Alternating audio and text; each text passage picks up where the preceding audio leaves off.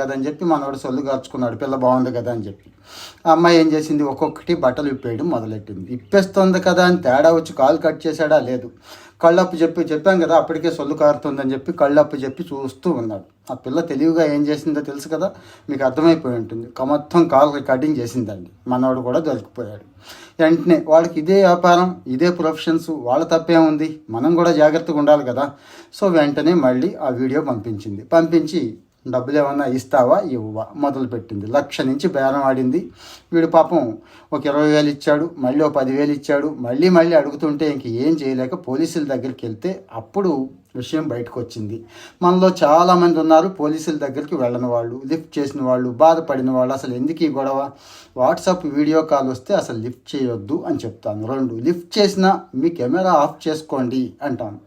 మీకు ఎప్పుడైనా కాల్ వచ్చిందా, ఇబ్బంది పడ్డారా, వెంటనే 1930కి ఫోన్ చేయండి.